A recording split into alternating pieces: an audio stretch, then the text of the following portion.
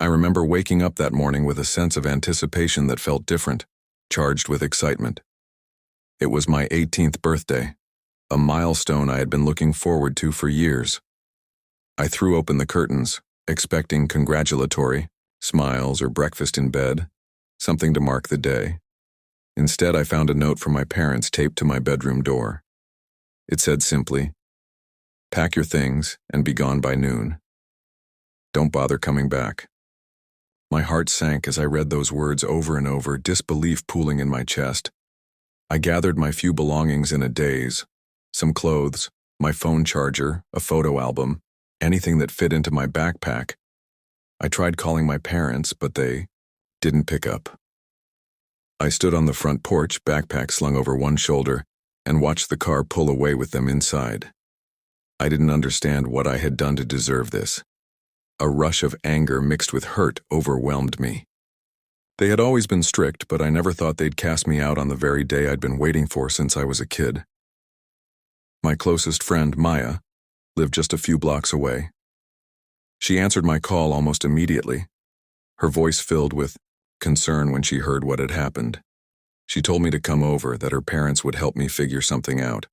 I arrived at her house with tears streaming down my face and was enveloped in a hug that made me feel like I mattered in the world. We spent the rest of the day talking, sharing memories and planning my next steps. Maya's parents offered to let me stay for a while, but I refused. I needed to stand on my own even if I didn't know how. The next morning, I walked downtown and sat in a small cafe, drinking coffee and staring at the wall. I had to figure out where to go, how to support myself. My parents had cut me off completely. No money in my account, no access to their cars, no smartphone. I borrowed Maya's old flip phone, and that small device felt like a lifeline. I started calling potential employers, trying to find a job that would pay enough to cover rent and food. Most places laughed when they heard my shaky voice and lack of experience. It felt like every door I knocked on slammed in my face. A week later, I found a job as a barista in a coffee shop on the corner of Maple Avenue. It wasn't glamorous, but it was a start. The owner, Mr. Patel, was kind and offered me a place to stay in the cramped back room above the shop for a small rent. Every morning before sunrise, I brewed coffee and cleaned tables, grinding beans and learning the art of steaming milk. My body ached from the early hours and constant movement, but there was something gratifying about earning my own keep. At night, I walked home under dim streetlights, exhausted yet proud of myself for making it through another day. Meanwhile, I watched my parents from afar, figuratively speaking, of course. Their business, a modest but thriving chain of boutique donut shops called Sweet Whirls, had been a pillar of our small town for years. They prided themselves on their community involvement and had built a loyal customer base. I had worked there since I was a kid, sweeping floors and serving customers, so I knew the ins and outs of every store. I'd watched them expand, open new locations, and secure a contract with the local school district to supply donuts for events. It felt both nostalgic and painful to see their empire flourish without me. I kept my head down at the coffee shop for a month, saving every penny I could. I enrolled in night classes at the community college, something my parents had adamantly opposed. "You'll waste money on tuition," they'd told me countless times. Now, as I took introductory courses in business administration and computer science, I felt empowered. I studied hard, determined to learn everything I could about how businesses operated, from marketing strategies to financial statements. At the day job, my coworkers noticed my dedication and often stayed late to help me practice for upcoming exams. Their support reminded me of what family meant.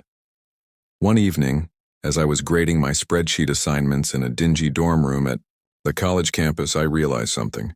I had the skills to dig into the gears and pulleys of Sweet Whirls. I remembered that my parents never updated their internal networks or customer management systems. They were old-fashioned when it came to technology. If I could find the right leverage, I could expose weaknesses like a virus and watch their business falter.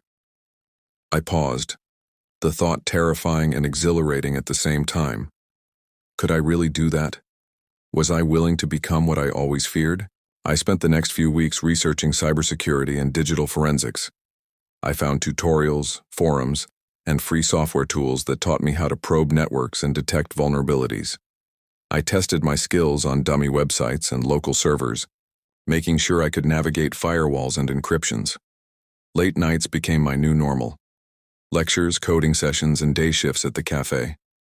The exhaustion was bone deep, but I felt alive in a way I hadn't before. I was forging a future on my own terms, and every line of code brought me closer to a plan that had once felt impossible. I decided to approach SweetWorlds as if I were a job applicant. I needed a foot in the door, a way to get behind their IT setup. I forged a resume highlighting my cafe experience and community college coursework, and I applied online. To my surprise, they called me for an interview. I lied about everything. My history with the business, my age. I claimed I was 23, already with an associate's degree. I wore my best suit and practiced my answers in front of a mirror. When I stepped into that familiar lobby, memories of childhood laughter and late-night donut taste flooded me, but I kept my face a mask of professionalism. They hired me on the spot. The office was small, cluttered with stacks of paperwork, outdated servers, and sticky notes everywhere. I was assigned to help manage daily operations, mostly handling customer feedback forms, scheduling staff, and entering sales data into the ancient computer. It was boring, but I soaked up every detail. The way their network was set up, the login credentials scribbled on unsecured sticky notes, the vulnerabilities they never bothered to fix. It felt wrong to lie to them. But I convinced myself it was just temporary, a necessary deception to right the wrong they did to me. As days turned into weeks, I dug deeper. I discovered that SweetWorlds processed credit card payments through an unsecured payment gateway, an oversight that could allow hackers to steal customer data. I also found that the rental agreements for their new storefronts had missing clauses that let landlords terminate leases if sales dropped below a certain threshold. If I could manipulate the numbers or expose the payment system flaw, I could trigger a cascade of events. Customer trust evaporating, potential lawsuits clogging the courts, and landlords pulling the plug on underperforming locations. The thought both thrilled and terrified me. My parents remained unaware of my true identity. They praised my quick learning and dedication. They said they were proud of me for finally finding direction and seemed to rely on my fresh perspective to improve their operations. I watched my father show me line chart projections and my mother discuss marketing plans over donuts and coffee. I smiled and nodded, all the while cataloging every password, every opportunity for exploitation. I felt like a spy in my own home, and that duplicity cut into me more deeply than any anger. One day I made a decision. I would begin small. I manipulated the sales data for one of the newer locations on Oak Street. By subtly shifting numbers, I made it look like monthly revenues had dropped by 20%. When my parents saw the reports, panic set in. My mother called an emergency meeting, and I sat quietly in the corner, my heart pounding as they strategized around me. They talked about staff layoffs, cost-cutting, and renegotiating with suppliers. I bit my lip to hold back the twisted satisfaction that wanted to spill out. Over the next few days, I worked on the payment gateway flaw. I planted a bug that would extract small amounts of money from transactions and redirect it to an offshore account I controlled. It was a criminal act, and I felt the weight of it in my chest. But I rationalized that this was a lesson they needed. Parents weren't supposed to abandon children. They were supposed to love and support them. I told myself I was just evening the score. Every keystroke felt like a declaration of independence, even as shame crept in around the edges of my mind. The virus I inserted into their system went unnoticed at first. Transactions processed as usual, but dime by dime, dollars began to vanish. Customers would start complaining about mysterious charges, and by the time the company's legal team noticed a pattern, news websites were already reporting data breaches. I watched as negative articles on social media exploded, customers warning each other to stay away from the donut shops, boycotting SweetWorlds. Overnight, my parents' golden empire turned into a public relations nightmare, and every headline was a dagger to the heart. Managers around town whispered that the company had gone under. Landlords started sending eviction notices to the newer locations based on the clauses I had uncovered. Suppliers demanded immediate payment for overdue invoices. Employees showed up to work one morning to find locked doors and closed for good signs. My parents held press conferences to deny the rumors, but it was too late. Their investors bailed and the banks froze their accounts pending investigations. Communities that once celebrated sweet whirls now saw empty storefronts and financial ruin. I kept my cool, watching the destruction unfold like a play I had scripted.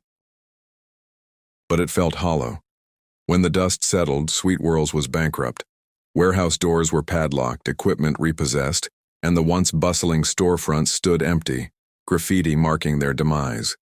I knew my parents were homeless now, probably, living with relatives or staying in motels, but I didn't feel relief. I felt empty, sick to my stomach.